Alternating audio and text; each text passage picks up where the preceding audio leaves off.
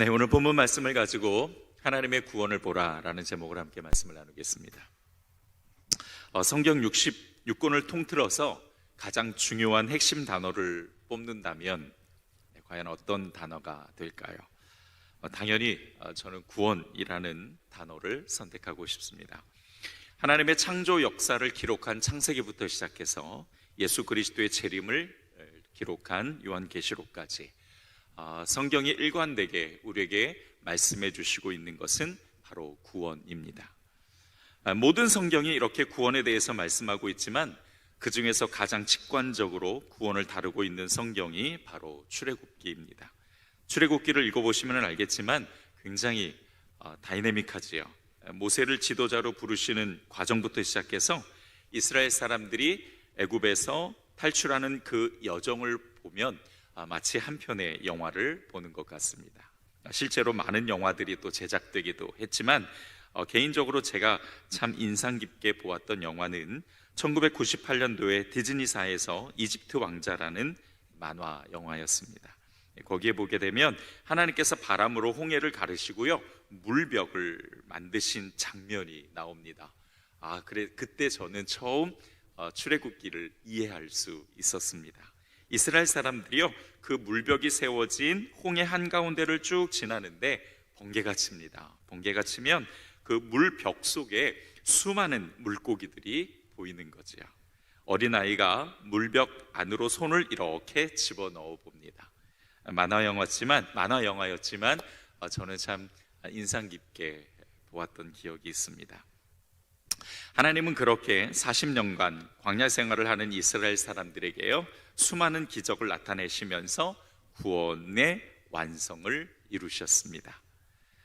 사실 이스라엘 사람들은요, 이 애굽의 노예로 살았기 때문에 가진 것도 없었고요, 또 이렇다 할 능력도 민족성도 없었습니다. 그러다 보니까 전쟁할 수 있는 무기도 없었고요, 또 군사도 없었죠. 그런가 하면 또 애굽이라는 남의 땅에서 살고 있었으니까 자신들이 거처할 만한 땅도 물론 없었고, 그리고 앞서 말씀드렸듯이 나라도 없다 보니까 어떤 민족성도 갖추기가 참 어려웠습니다. 그런 사람들을 애굽에서 데리고 나와 약속의 땅으로 들여보내시는 그 모습은 하나님의 구원 사역의 절정을 보여주고 있다라고 말해도 과언은 아닙니다. 자, 오늘 함께 읽은 본문 말씀은요, 이제 막 애굽을 탈출해서 약속의 땅으로 가는 중에 첫 번째 위기를 만난 장면을 그리고 있습니다. 앞에는 홍해가 기다리고 있고요, 또 뒤에는 애굽 왕 바로가 이제 이스라엘을 치러 올라오는 거지요. 누가 봐도 진퇴양난에 빠졌습니다. 꼼짝할 수 없는 상황이 되고 말았어요. 그런데 저는 개인적으로 이 본문을 보면서 한 가지 의문을 가졌습니다. 뭐냐면 왜 하나님께서 직접 구원하시는데 이런 문제가 생기는 걸까? 하나님께서 직접 역사하시니까 문제 없이 모든 일이 착착 아주 순조롭게 진행되어야 되는 것 아닌가? 그런 생각이 들었습니다. 그렇잖아요. 완전하신 하나님이 구원하시는데, 구원의 역사를 펼치시는데 모든 게 다 완벽하게 마치 톱니바퀴처럼 딱딱 들어맞아야 되는 것 아닌가요? 어떤 문제도 없이 매우 자연스럽게 그렇게 흘러가야 되는 것 아닌가? 그런 생각을 했습니다. 왜 완전하신 하나님이 구원하시는데 이런 문제가 생긴 걸까? 출애굽기 14장 1절로부터 2절을 저희들이 함께 보도록 하겠습니다. 여호와께서 모세에게 말씀하여 이르시되 이스라엘 자손에게 명령하여 돌이켜 바다와 믹돌 사이에 비하히롯 앞 곧 바알스본 맞은편 바닷가에 장막을 치게 하라 라고 말씀하십니다. 자, 다시 말하면 하나님께서 일부러 홍해 바다 앞에 딱 진을 치게 하셨던 거예요. 그것 때문에 문제가 시작된 거죠. 그냥 쭉 갔으면은 그냥 흘러갔을 수도 있었을 텐데 그 앞에 진을 치고 있는 바람에 애굽 군대와 그리고 홍해 앞에 정말 어쩔 수 없는 상황에 묶여버리고 만 것입니다. 자, 하나님께서 왜 이런 일을 펼치셨는지 그 하나님의 의도가 4절에 나오는데요. 제가 한번 읽어보죠. 내가 바로의 마음을 완악하게 한즉 바로가 그들의 뒤를 따르리니 내가 그와 그의 온 군대로 말미암아 영광을 얻어 애굽 사람들이 나를 여호와인 줄 알게 하리라 하심에 무리가 그대로 행하니라 라고 말씀하십니다. 자, 하나님의 분명한 의도가 드러나죠. 하나님은 하나님의 구원의 영광을 보게 하시려고, 그러니까 이 이스라엘 사람들이 하나님을 만나고 더 큰 하나님을 경험할 수 있게 하려고 일부러 홍해 앞에 진을 치게 하셨던 거예요. 이런 하나님의 분명한 의도가 있었던 겁니다. 자, 그런데 이스라엘 사람들은요, 이런 하나님의 뜻을 알아차리지 못했습니다. 그리고서는 굉장히 부정적으로 반응을 해버리고 말죠. 자, 본문 10절로부터 11절 한번 보도록 하죠. 바로가 가까이 올 때에 이스라엘 자손이 눈을 들어본즉 애굽 사람들이 자기들 뒤에 이른지라. 이스라엘 자손이 심히 두려워하여 여호와께 부르짖고 그들이 또 모세에게 이르되 애굽에 매장지가 없어서 당신이 우리를 이끌어내어 이 광야에서 죽게 하느냐?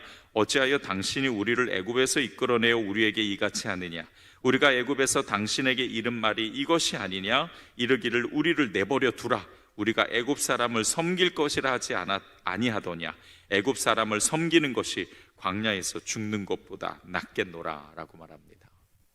자, 제가 좀 더 여러분 이해를 돕기 위해서 11절과 12절 이 부분을 우리말 성경으로 제가 한번 읽어보겠습니다.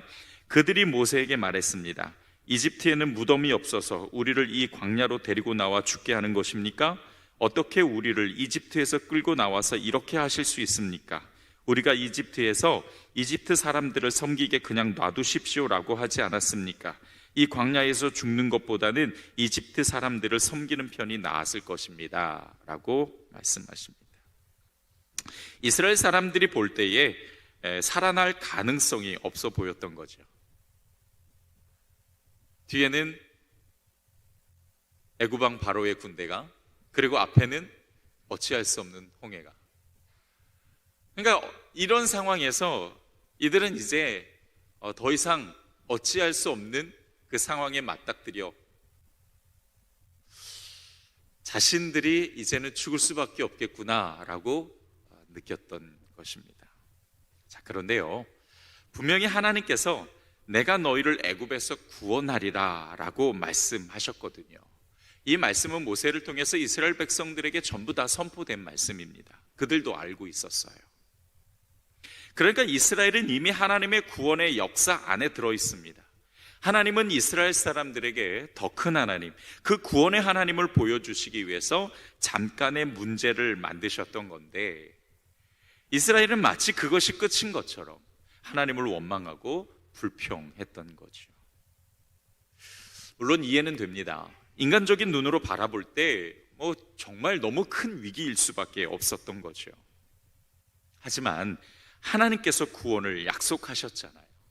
이미 완전하신 구원의 큰 틀 안에 있었습니다. 뿐만 아니라 하나님의 분명한 뜻이 있었던 건데, 그저 눈에 보이는 것으로만 하나님을 판단하며 원망했던 이스라엘 백성들이 참 안타깝습니다.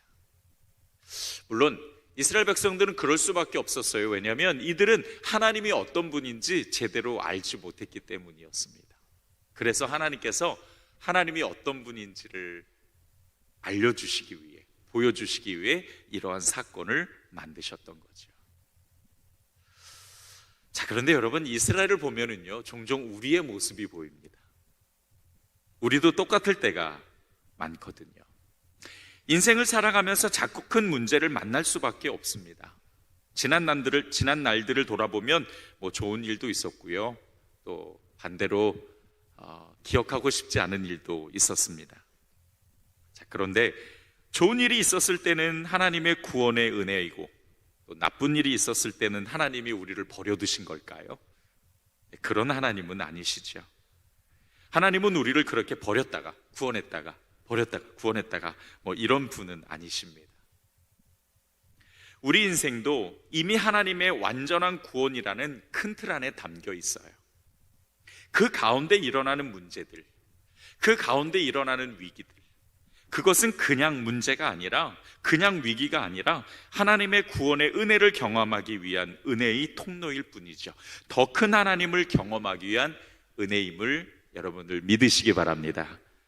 성경에서 말씀하시는 구원은 여러분 두 가지를 의미합니다. 하나는 구원의 최종 완성인 영혼 구원이 있고요, 그 다음에 두 번째로는 우리 삶에서 일어나는 여러 가지 문제들이 해결되어지는 구원이 있습니다.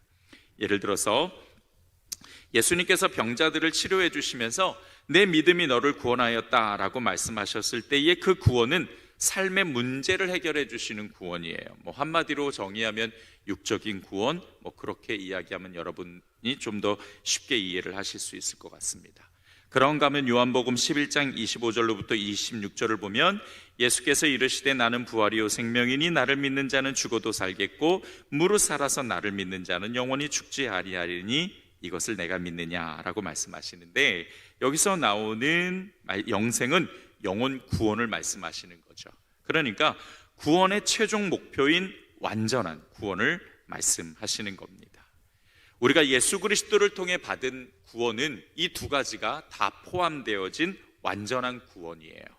영혼 구원도 있고, 그리고 우리의 삶의 문제도 해결되어주는 육적인 구원도 포함되어져 있습니다. 그러니까 우리의 인생은 이렇게 예수 그리스도의 완전한 구원 안에 이미 들어가 있는 거예요. 그런 구원의 큰 틀 안에서 보면 우리 삶에서 일어나는 문제들은 우리를 고통으로 몰아넣으시기 위한 것이 아니라 하나님의 영광을 맛보고 더 큰 하나님을 만나기 위해서 우리에게 주시는 은혜라고 고백할 수 있는 것이죠. 구원은 우리가 예상치 못했던 시간에 예상치 못했던 은혜와 사랑으로 분명하게 나타납니다. 목사님, 그래도 나는 문제가 없었으면 좋겠어요 라고 생각하시는 분도 계실까요? 그럴 수 있을 것 같습니다. 자, 그런데 여러분, 우리가 잘 생각해 보면은요, 이 문제가 가지고 있는 순기능이 굉장히 큽니다. 예를 들어서 우리가 그래요. 어딘가 아파봐야 야, 건강이 정말 중요하구나, 이걸로 알게 되고요, 또 실패를 해봐야 그 성공의 가치도 알게 됩니다. 그런 것처럼 문제가 생겨야 또 하나님의 은혜가 얼마나 큰지, 하나님이 얼마나 위대하시고 하나님의 영광이 얼마나 굉장한지를 알게 되지요. 하나님의 존재가 얼마나 놀라우신지를 알기 위해서는 문제에 부닥쳐 봐야 알 수 있습니다. 그런 차원에서 보게 되면은 우리 스스로가 이 문제를 느끼고 바라보는 그 시각을 우리가 바꿔야 될 부분도 분명히 있습니다. 물론 좀 더 우리가 생각해 보면 우리의 삶에 일어나는 모든 문제가 하나님이 주시는 거다, 이렇게 생각할 수는 없습니다. 우리의 죄성으로 인해서 잘못된 선택, 그걸로 인해서 일어나는 문제들도 분명히 있기는 하니까요. 자, 그러나 우리는 하나님의 그 구원의 큰 틀 안에 있잖아요. 그러니까 우리의 잘못된 선택으로 일어나는 문제라 할지라도 하나님은 그거를 사용하셔서 하나님의 놀라운 역사를 우리 가운데 경험하게 하시는 것을 우리는 깨닫게 됩니다. 그러니까 하나님의 구원의 은혜는 우리의 삶에 여전히 펼쳐지고 있다는 사실이죠. 여전히 나의 삶에서 하나님의 놀라우신 역사와 하나님의 구원의 그 영광은 여전히 진행 중에 있다는 겁니다. 이스라엘 사람들 앞에 닥친 문제는 구원이라는 큰 틀 안에 있었기 때문에 사실 크게 걱정할 필요가 없었던 겁니다. 마찬가지로 우리 인생도요, 하나님의 구원이라는 그 큰 틀 안에서 완성되어 가고 있기 때문에 그 가운데 만나는 문제들은 그냥 문제가 아니라 하나님의 더 큰 영광을 경험하기 위한, 더 큰 하나님을 만나기 위한 하나님의 계획이라는 것을 여러분 꼭 믿으시고, 그 문제를 통해서 완성해 가시고 그 문제를 통해서 이루어 가시는 하나님의 놀라운 역사를 찬양하고 감사할 수 있는 저와 여러분이 되기를 주님의 이름으로 축원드립니다. 자, 그렇다면 과연 우리가 우리의 그 인생에 작고 큰 문제들을 만났을 때 우리가 어떻게 대처해야 될까?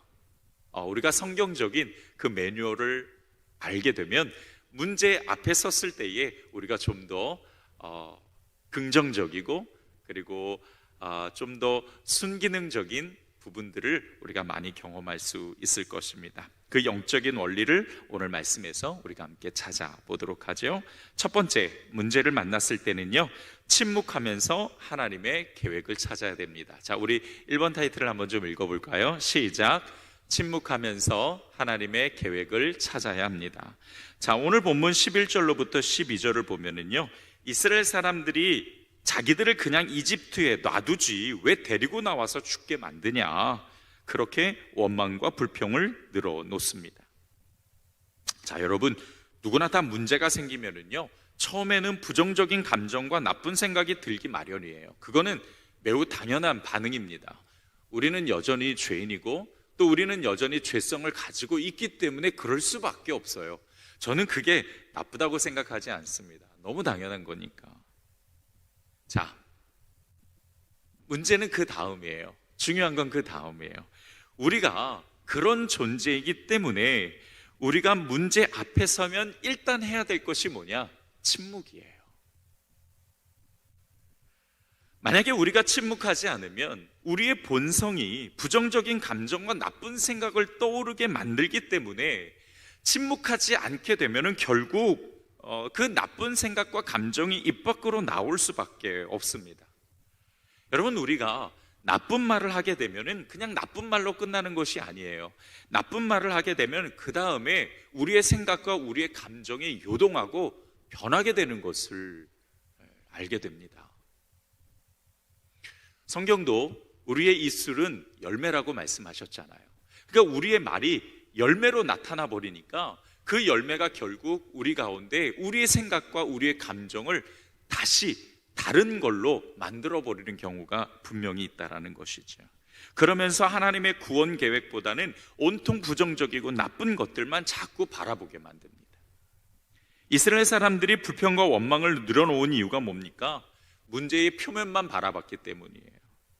그 문제가 어떤 의미가 있고 하나님의 그 큰 구원의 틀 안에서 하나님의 어떤 계획이 있는지 살펴보기보다는 그저 고통만 직면했기 때문에 결국 그렇게 부정적인 말을 내뱉을 수밖에 없었던 것이죠. 출애굽기 13장 21절을 보면은요, 하나님께서 불기둥과 구름기둥으로 직접 그들을 인도해 주시는 장면이 나와요. 그러니까 하나님께서는 이스라엘 사람들과 함께 하신다라는 것을 그들의 눈으로 목도할 수 있게 하신 거죠. 그러니까 낮에는 구름기둥으로, 밤에는 불기둥으로 그들을 늘상 지켜주셨어요. 그럼에도 불구하고 이들은 원망과 불평을 그치지 않습니다. 하나님의 그 큰 구원이 그들에게 있다라는 것, 하나님의 놀라우신 그 역사와 하나님의 놀라우신 은혜가 그들에게 있다라는 것은 전혀 생각하지 못해요. 그러니까 불평과 원망이 계속 터져 나왔던 겁니다. 불평과 원망은 침묵하지 않기 때문에 나오는 것이죠. 하나님의 뜻을 찾으러 들지 않았기 때문에 나올 수밖에 없는 겁니다. 자, 그렇기 때문에 여러분, 우리가 해야 될 것은 문제가 생겼을 때에 침묵하는 거예요. 그리고 그 문제 속에 담긴 하나님의 계획이 무엇인지를 우리가 고민하고 발견해야 된다는 것이죠. 문제 그 자체만 바라보면 누구나 다 부정적인 감정 들 수밖에 없다라고 말씀드렸죠. 그리고 그 부정적인 감정은 너무 당연한 거예요. 그러니까 그 당연한 감정들을 우리가 느꼈다고 해서 죄의식을 갖거나 그러기보다는 그런 감정이 우리 가운데 찾아오고 또 그런 마음이 들었을 때 우리는 일단 침묵을 하고, 그리고 과연 우리의 인생에 하나님의 구원의 역사가 어떻게 펼쳐질 것인가에 대한 기대감과 더불어서 하나님의 뜻이 무엇인지를 우리가 집중해서 찾는 그런 노력들이 분명히 있어야 된다는 것이죠. 참 어려운 일인 것 같아요.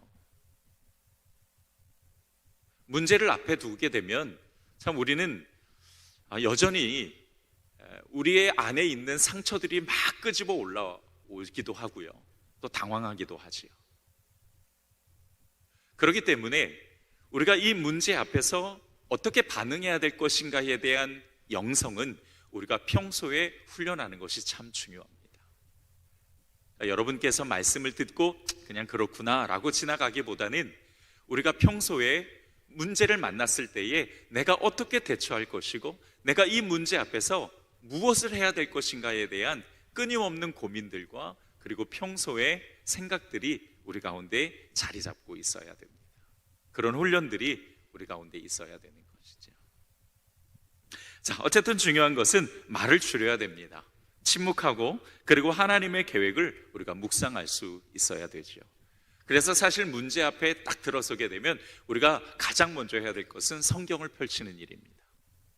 성경을 펼치고 그 성경 가운데서 나의 인생이 어떻게 대비되고 있는지를 찾아가면서 하나님께서 어떻게 역사하시는지를 우리가 보면서 우리의 삶에 하나님의 어떤 계획이 있는지를 계속 찾아가야 되는 것이죠. 물론 그런 분들도 있으죠. 오늘은 어디를 읽을까요? 짠! 이렇게 읽으시는 거 말고요. 여러분들이 항상 늘상 읽으시는 그 본문으로부터 시작하시고 또 때로는 성경을 그동안 읽지 못하셨다면 문제 앞에 닥쳤을 때에 하나님 내가 어느 성경을 읽으면 좋을까요?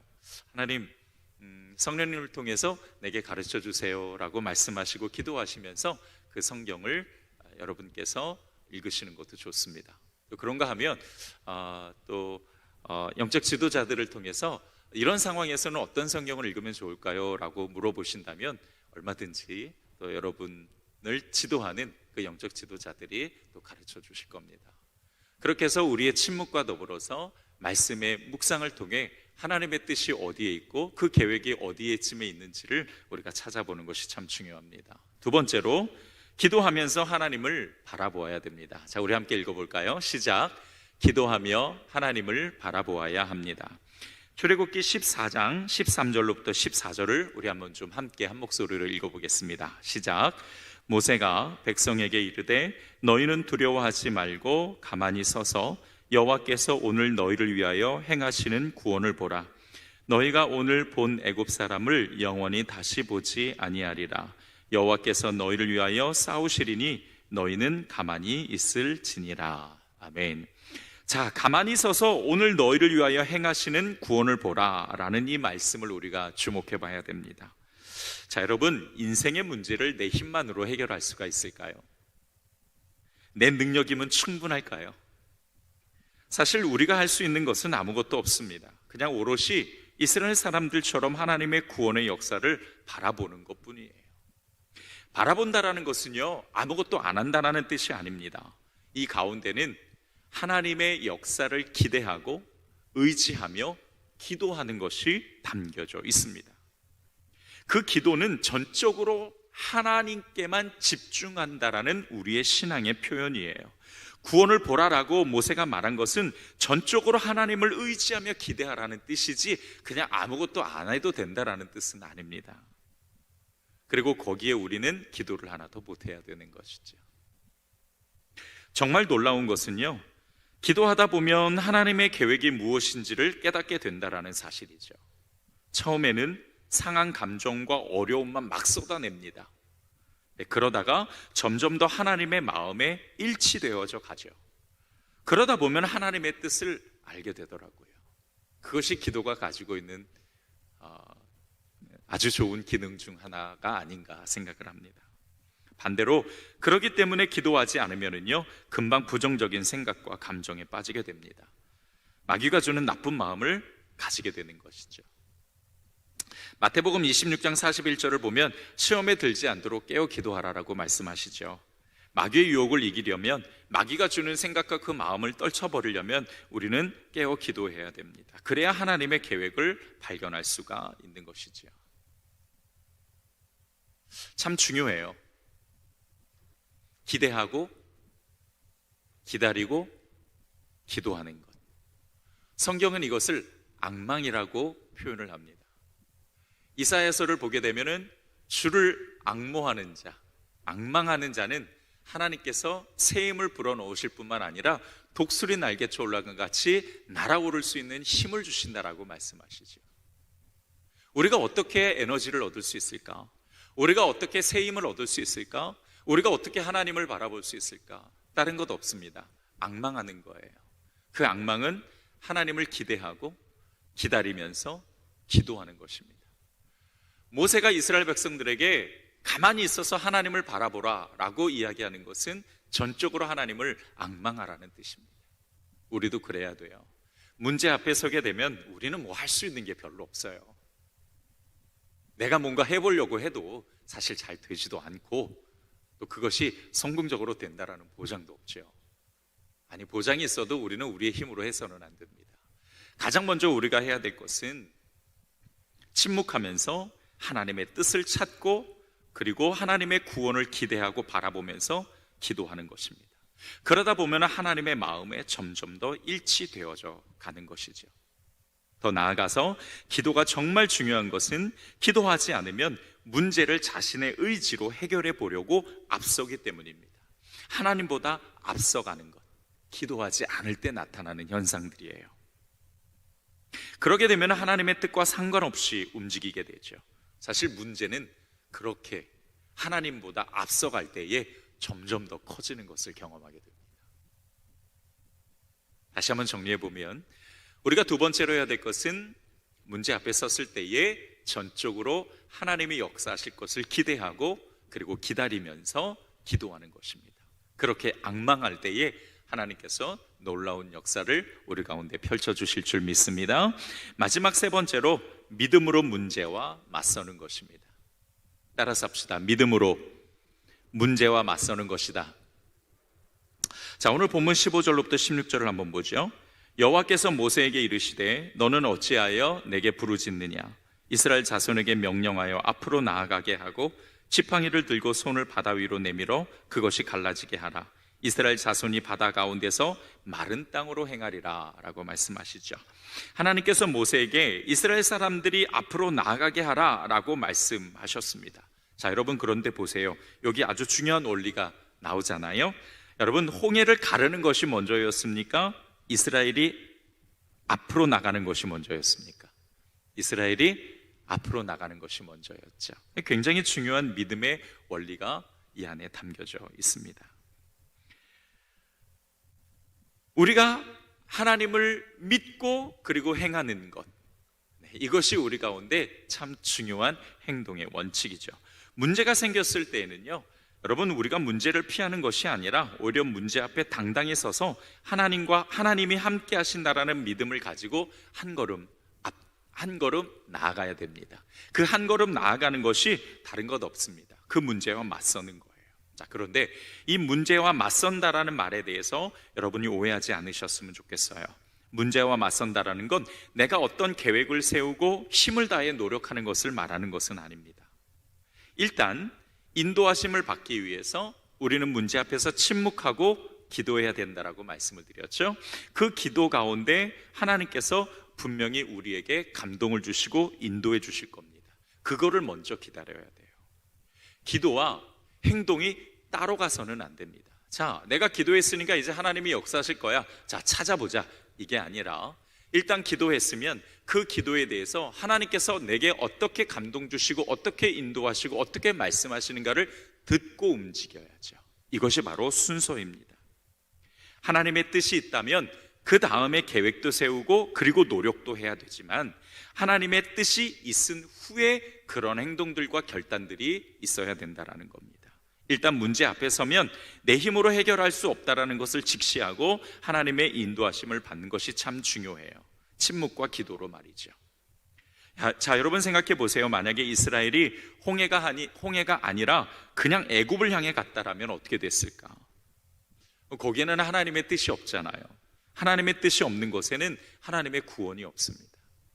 우리의 인생에 하나님의 그 구원의 큰 틀 안에 분명히 있지만 하나님의 인도하심을 받아야 그 구원의 역사를 경험할 수가 있는 것이죠. 그래서 문제가 생겼을 때는요, 여러분, 우리가 임의대로 먼저 움직이기보다는 철저하게 하나님의 응답과 하나님의 인도하심대로 움직이는 것이 정말 중요합니다. 하나님의 뜻 안에 구원의 역사가 반드시 있기 때문에. 그래서 기도와 노력이 따로 움직이는 것이 아니라 하나님께서 우리 가운데 인도하시고 역사하시고 말씀하시고 그리고 성령께서 감동 주실 때까지 우리가 인내하고 준비하고 기다리는 것이 참 중요해요. 이게 정말 힘들어요. 아마 여러분들도 다 아실 겁니다. 이게 얼마나 힘든 건지. 자, 그러나 우리가 그렇게 해야 되는 것이 성경이 우리에게 말씀해 주시는 순서입니다.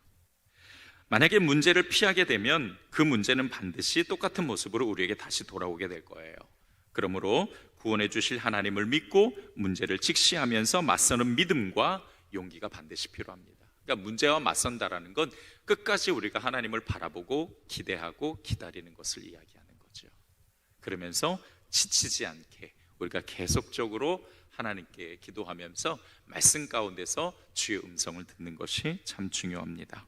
처음에는 그것이 힘들고 어렵다 할지라도 우리 안에 계신 성령님께서 도와주실 것이고, 그리고 가능케 하실 것을 우리가 믿기에 오늘 말씀을 통해서 우리가 문제에 부닥쳤을 때 우리가 어떻게 움직여야 되고 또 어떻게 해야 될 것인가에 대한 분명한 성경적 매뉴얼을 함께 나눠봅니다. 말씀을 정리하겠습니다.